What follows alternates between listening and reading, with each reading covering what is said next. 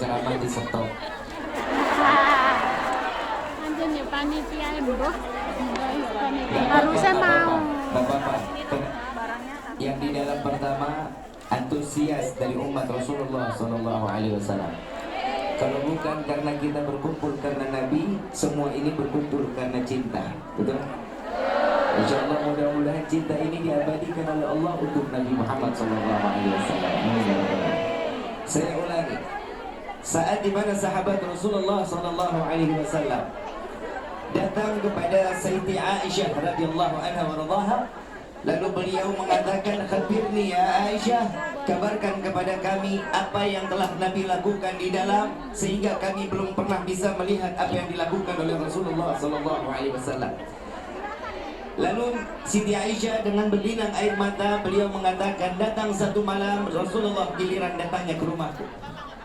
Saat beliau masuk ke dalam rumahku, beliau mengatakan, 'Ya Aisyah, bolehkah aku menjadi seorang yang beribadah di malam ini untuk Allah?' Maka beliau mengatakan, 'Maka silakan ya Rasulullah. Apa aku adalah manusia yang paling beruntung.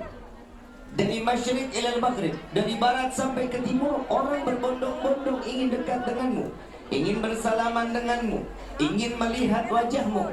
Namun di saat ini aku adalah wanita yang paling beruntung,' kata Siti Aisyah. 'Engkau datang di dalam rumahku, engkau berada di dalam satu kamar bersamaku ya Rasulullah. Bahkan kulitmu bersentuhan dengan kulitku. Engkau tidur di atas dipan bersamaku. Bahkan kau satu selimut denganku ya Rasulullah.' Ini Siti Aisyah, ini istri yang paling solehah.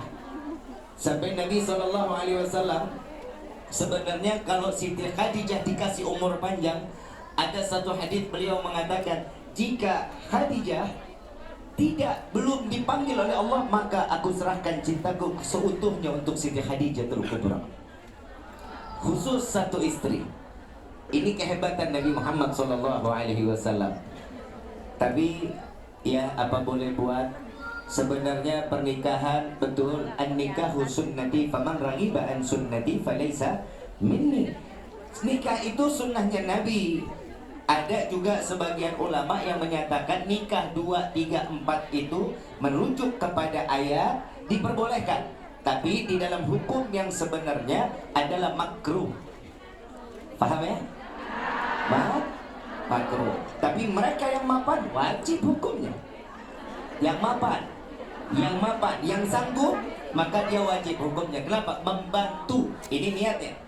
Bahkan Siti Aisyah radhiyallahu anha warḍaha beliau mengatakan, jika engkau ingin beribadah silakan ya Rasulullah. Rasulullah bangkit dari tempat tidurnya, Rasulullah bangun, masuk ambil wudhu. Setelah beliau keluar, beliau salat 2 rakaat dengan berlinang air mata. Dari mulai takbiratul ihram, Allahu Akbar, Rasulullah meneteskan air mata. Tanpa disadari, satu malam itu sampai terdengar Bilal bin Rabah mengumandangkan tarhim.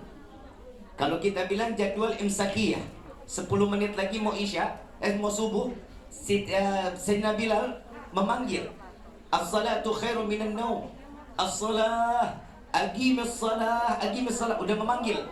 Sampai saat Bilal bin Rabah memanggil untuk sholat berjamaah, maka Rasulullah hentikan sholatnya. Siti Aisyah nggak disadarin ini kerudungnya, kalau kita bilang khimarnya ini kalau boleh dibilang bisa diperes. Siti Aisyah pun juga menangis. Melihat keadaan Rasulullah, Siti Aisyah terus ikut menangis. Lalu setelah Rasulullah salam, Rasulullah angkat tangan, lalu ditanya oleh Siti Aisyah, istri yang paling banyak mengeluarkan sirah hadis, Siti Aisyah radhiyallahu anha warḍaha. Kenapa? Karena umurnya pernikahan dengan Rasulullah hidupnya lama, sampai Siti Aisyah menghadapi saat di mana Rasulullah di dalam ajalnya. Maka di sini Rasulullah SAW ditanya oleh Siti Aisyah, ya Rasulullah, apa yang membuatmu setiap gerakan ada tangisan di dalamnya ya Rasulullah? Apa jawaban Sayyidina Muhammad SAW? Satu jawaban Nabi, ya Aisyah, tidakkah boleh aku menjadi hamba yang bersyukur kepada Allah? Kita tahu betul Nabi Muhammad memegang kunci syurga. Kita tahu betul yang pertama kali akan masuk ke dalam syurga adalah Rasulullah. Tapi Nabi Muhammad setiap malam terus menangis kepada Allah cuman mengatakan, tidakkah boleh aku bersyukur kepada Allah? Maka Rasulullah menceritakan di dalam riwayatnya, ada sebelum aku dilahirkan ke dunia ini dari rahim ibuku, satu orang Nabi jalan di saat dimana kalau kita bilang di gurun, melihat satu batu kecil mengeluarkan air cukup deras. Lalu ditanya oleh Nabi tersebut, wahai batu, apa yang membuatmu mengeluarkan air cukup deras? Jawaban batu tersebut, wahai Nabi Allah, sesungguhnya aku mendengar Allah menciptakan surga dan neraka. Dan neraka ini diisi bahan bakarnya manusia dan bebatuan. Maka aku khawatir aku dijadikan bahan bakar api neraka. Batu kecil takut untuk masuk ke dalam neraka. Lalu Nabi Allah tersebut mengangkat dua belah tangan, ya Allah, masukkan batu ini ke dalam syurgamu. Lalu saat setahun berikutnya, Nabi Allah tersebut melewati lagi, ngelihat ini batu lebih deras keluar airnya daripada yang lalu. Ditanya lagi, wahai batu, apalagi yang membuatmu mengeluarkan air cukup deras? Ternyata batu ini menangis. Yang pertama, dia nangis takut untuk dijadikan bahan bakar api neraka. Tapi yang kedua, wahai Nabi Allah, saat ini aku mengeluarkan air mata, aku bersyukur kepada Allah, doamu dikabulkan oleh Allah, dan aku tertulis menjadi penghuni syurganya Allah. Batu bisa syukur kepada Allah. Batu tahu diri kalau dia sebagai hamba Allah. Sekarang saya mau tanya, kita ini hamba Allah apa bukan? Hamba Allah. Kata siapa? Maunya. Kata siapa? Kita kan kepedean. Betul ya? Kalau kita ngaku kita mah semua hamba Allah, tapi yang dikatakan hamba oleh Allah di dalam Al-Quran jelas di dalam surat Al-Isra ayat pertama. Subhanalladzi asra bi'abdihi. Maha suci Allah yang memperjalankan seorang hamba. Siapa dia? Nabi Muhammad sallallahu alaihi wasallam. Nabi yang dikatakan seorang hamba. Nabi saat dikatakan seorang hamba dapat dua pertanyaan dari Allah. Ya Muhammad, malaikat Jibril diutus oleh Allah. Wahai Jibril, tanya kepada Muhammad, dia ingin menjadi seorang raja apa ingin menjadi seorang hamba? Saat itu ditanya, wahai Rasulullah, Allah mengizinkan aku untuk bertanya kepadamu, engkau ingin menjadi seorang hamba atau ingin menjadi seorang raja? Jawaban Nabi langsung kontan, gak pakai mikir. Kalau kita ditanya, mau kaya apa mau jadi hamba Allah? Jawabannya pasti dua-duanya. Makanya Nabi gak diutus perempuan. Nabi laki-laki, kenapa berprinsip? Sampai Nabi SAW mengatakan di dalam, ini hadis sahih ya, maafin. Sampai Nabi mengatakan, jangan pernah mengajak musyawarah perempuan. Kenapa? Ini gak bakal selesai. Jadi satu keputusan bisa diambil dua keputusan. Contoh, laki-laki lagi ceramah, yang nyetopin siapa?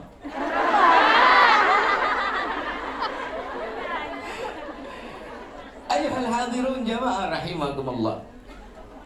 Nabi SAW adalah seorang manusia yang betul-betul di dalam satu prinsip jawabannya dengan singkat. Saat ditanya oleh malaikat Jibril, jawabannya satu. Wahai Jibril, sampaikan kepada Tuhanku, aku ingin menjadi seorang hamba. Wahai Rasulullah, jika engkau ingin menjadi seorang raja, itu gunung Uhud sepanjang 7 kilo mau diganti sebagai emas. Gunung Uhud mau diganti emas. Kalau di sini yang ditanya, mau jadi orang kaya apa mau hidup berkah?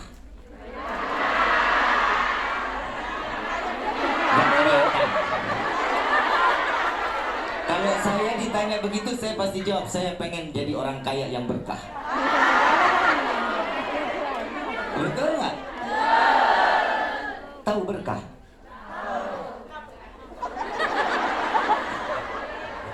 So tahu. Emang. Berkah itu tahu cabai? Pernah lihat cabai? Apa rasanya? Seperti hidup kita, ha? Pedasnya bisa dilihat? Bisa dipegang? Bisanya di apa? Rasa.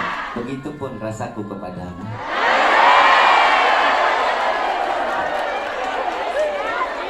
Ayyuhal hadirin jamaah rahimakumullah. Berkah juga begitu. Berkah itu nggak bisa dilihat, nggak bisa dipegang, tapi bisa dirasa. Contoh paling simpel, duit di kantong belum habis, udah datang lagi, itu namanya berkah. Paham? Jadi kalau duit paham sudah. Yang pertama, Nabi mengajarkan kita bersyukur. Yang kedua, orang yang bersyukur bukan orang yang sembarangan. Orang yang syukur pasti dia memiliki iman. Wajib memiliki iman. Kenapa? Kalau orang nggak beriman nggak akan pandai bersyukur kepada Allah. Yang pertama syukur. Yang kedua harus memiliki Kalau iman dan syukur ini menjadi satu, maka akan timbul yang ketiga. Apa yang ketiga? Takwa. Berkah mah urusan tadi. Timbul yang ketiga namanya. Maka syukur akan ditempel dengan orang yang beriman. Orang yang beriman dan orang yang pandai bersyukur, pasti dia orang yang bertakwa kepada Allah. Di antara ketiga kita yang mana? Gak usah dijawab. Kalau dijawab kita malu. Soalnya tiga-tiganya gak ada di hidup kita. Kadang manusia ini, maaf, saya kalau ceramah, saya ada kajian dimanapun, saya selalu mengatakan kita ini hidup, kalau sekarang yang kita anganin semuanya jadi baik. Permintaan kita macam-macam di hadapan Allah. Kita maunya semua permintaan kita diturutin sama Allah. Betul apa enggak? Itu sifat manusia. Mau laki mau perempuan sama, gak ada beda. Setiap keinginan pasti, semuanya pasti, mau diterima pasti. Tapi Allah cuma minta satu sama kita. Tidak, Allah ciptakan jin dan manusia kecuali untuk beribadah. Cuma satu. Allah menginginkan kita ibadah. Allah nggak minta, wahai para pejuang devisa, carilah rezeki yang banyak, setor kepada saya setiap bulan 1 miliar. Allah nggak minta. Allah cuma minta sisihin 2,5% setiap tahun. Itu pun rezeki yang diendapkan, bukan rezeki yang dipakai. Kalau emas yang kita pakai nggak dihitung, yang ditaruh itu dihitung, yang disimpan duitnya nggak kepakai itu dihitung. Kenapa? Allah sayang sama kita. Allah bukan kalau kayak kita ini rentenir. Cuman Allah meminta kita ini ibadah. Tapi permintaan kita, 3 permintaan kita ini wajib, dan ini pasti di dalam doa. Yang pertama, ya Allah, berikan kami rezeki yang banyak. Mau rezeki banyak? Itu kan doa kita? Betul? Nggak bohong? Saya mau tanya. Saya nanya, ntar gilirannya kan ada giliran ibu yang nanya saya. Sebelum saya ditanya banyak, saya tanya dulu yang banyak. Ibu butuh rezeki banyak? Buat apa? Hidup. Buat hidup. Sebelah kiri dulu, rezeki banyak buat apa? Buat menyambung Ibadah. hidup. Buat apa? Sedekah, terus? Buat makan. Naik haji, terus? Umroh. Oh, tepat. Yang tengah? Buat makan. Ngebahagiain orang tua. Ya, sebelah kanan? Semuanya baik. Semuanya yang dipikirinnya baik. Kenapa? Karena duitnya nggak kelihatan. Betul kan? Kalau uangnya ada, beda lagi. Syaitan ikut campur. Makanya Allah kasih rezeki kita segini-gini aja. Kenapa? Maaf, kita makan sehari, kalau siangnya aja makan langsung 4 piring atau 1 piring? Makan itu satu suap apa langsung sepiring? Ya kali lapar bener. Pastinya satu sendok. Dan kita makan siang satu piring cukup. Dan itu sudah sampai begah kitanya. Ini pun rezeki. Allahumma, ini siang doa kita dikabulin sama Allah. Ya Allah, berikan kami rezeki yang banyak. Pulang sampai ke rumah, buka pintu kamar, ketiban duit. Kaget nggak? Kena jantung, mati. Manfaat rezekinya gak bakal manfaat. Mintanya apa? Nabi SAW mengajarkan kita di dalam doa, ya Allah, berikan kami rezeki yang banyak, yang berkah, yang halal, yang tidak akan pernah menjadi fitnah sampai yaumil qiyamah. Ini doa yang diajarin oleh Nabi. Makanya doa itu hati-hati, jangan pernah salah doa. Doa kita salah diaminkan oleh Allah, selesai hidup kita. Makanya kita nggak boleh tuh diajarin sama Nabi mintanya sabar. Ya Allah, tambahkan hamba kesabaran. Itu dilarang. Mintanya apa? Ya Allah, berikan kami setiap permasalahan itu ada jalan keluar. Fa inna ma'al usri yusra. Inna ma'al usri yusra. Yang sulit pasti ada jalan, tenang aja. Allah nggak bakal kabur ninggalin kita, enggak. Tapi Allah ngasih kita yang sempurna buat kita. Doa yang kedua, dan ini doa yang paling sering juga kita minta.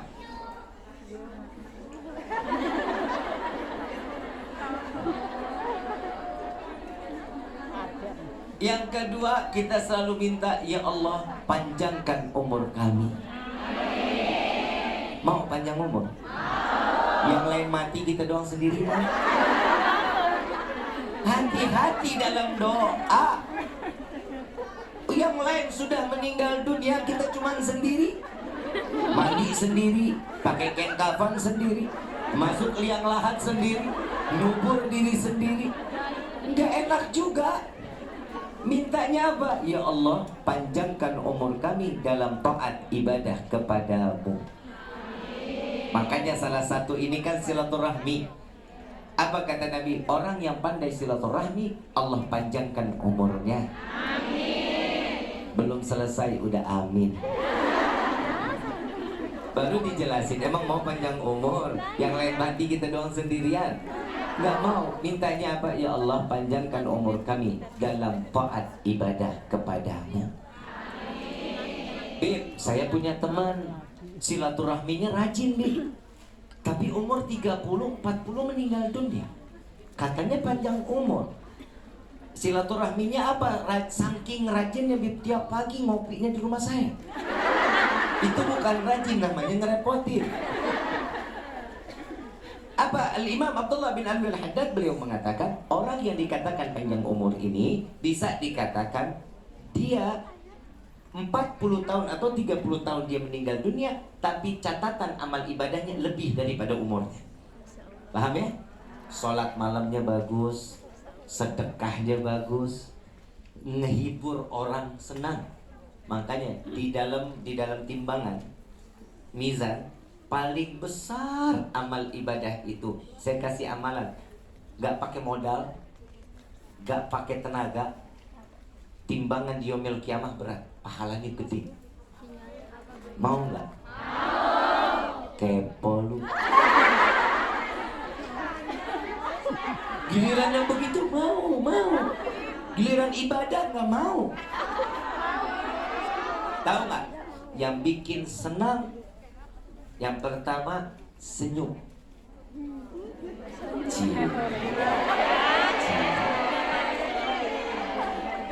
Makanya saya kalau difoto dimanapun saya selalu senyum. Kenapa? Yang bikin saya daya tarik saya senyum. Lagi orang kalau melihat muka cemberut mana enak dilihatnya.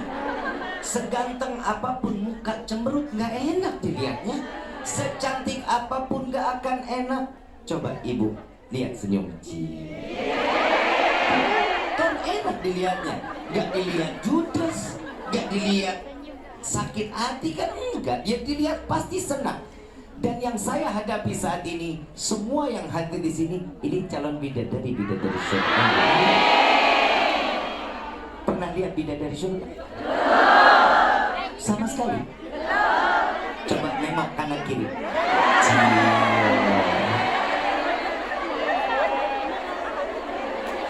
Ini karena tidak di surga itu nggak ada bidadara, nggak ada bidadari. Dan itu Allah ciptakan perempuan yang seperti apa? Yang memiliki harkat, martabat dan kehormatan. Mereka adalah istri yang salehah, perempuan yang menjaga kehormatan, mereka yang menjunjung tinggi suami dan orang tuanya. Bu, Neng, ini udah di dalam.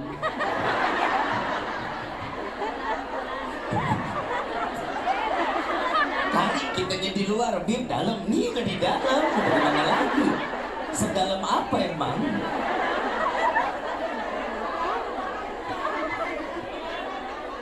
Iya. Bu.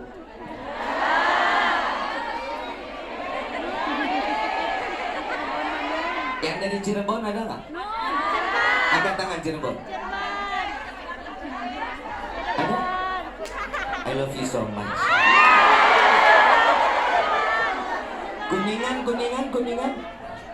Kuningan ada? Ibu Kuningan? Di mana?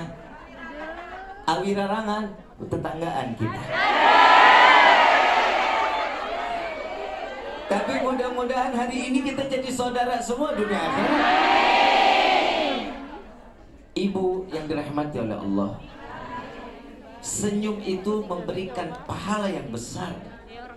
Amalan yang paling ringan gak punya modal dan gak bikin kita capek, cuman senyum. Saat video call sama keluarga, senyum. Jangan pernah meninggalkan beban kepada keluarga yang ada di luar sana. Berikan kesenangan, berikan kebahagiaan. Bu, setiap manusia itu pasti punya masalah, betul? Setiap masalah harus diselesaikan nggak? Selesaikannya sama siapa? Emang bikin masalahnya sama Allah?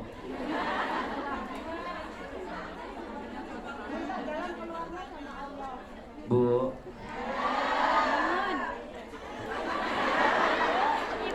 Ibu kadang kalau ngomong dalam saya yang ngilu.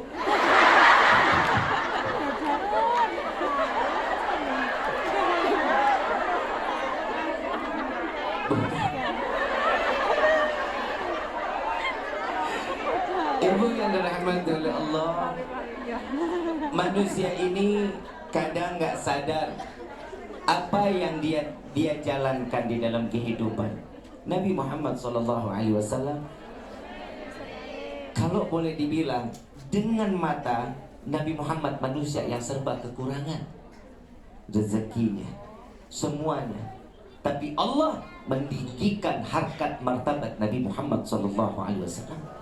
Coba kita lihat di dalam Al-Quran, ada Nabi Muhammad di dalam celahnya, Nabi di dalam susahnya.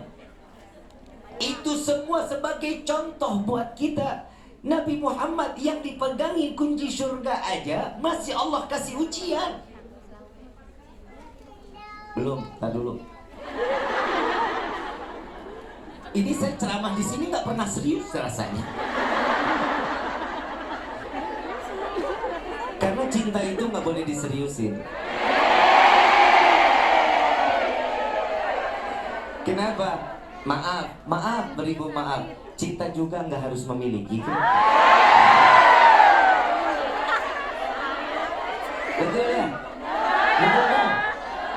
Apalah arti sebuah nama yang namanya cinta?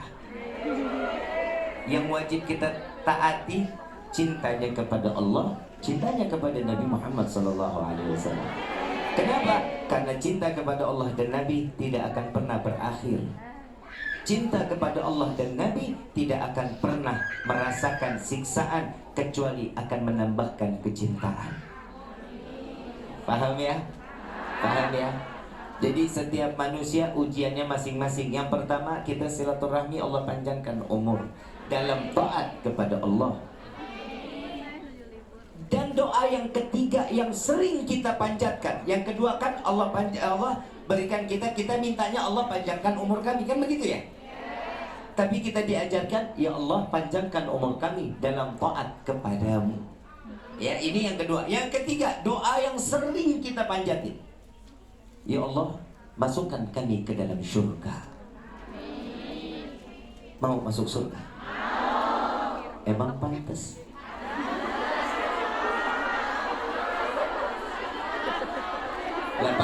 Lah kan kita cuma nanya. Emang pantas? Pantas? Maaf, ingat, ada Abu Nawas. Tahu Abu Nawas? Lu tahu di mana emang seumuran?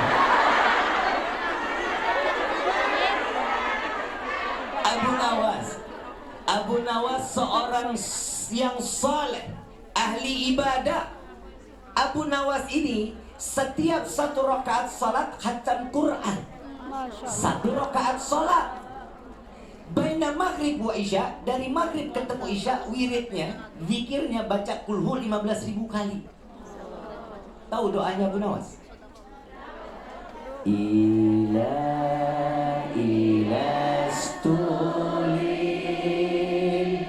firdausi a'la wala aqwa ala naril jahimi fahab li taubatan wa ghafir dhunubi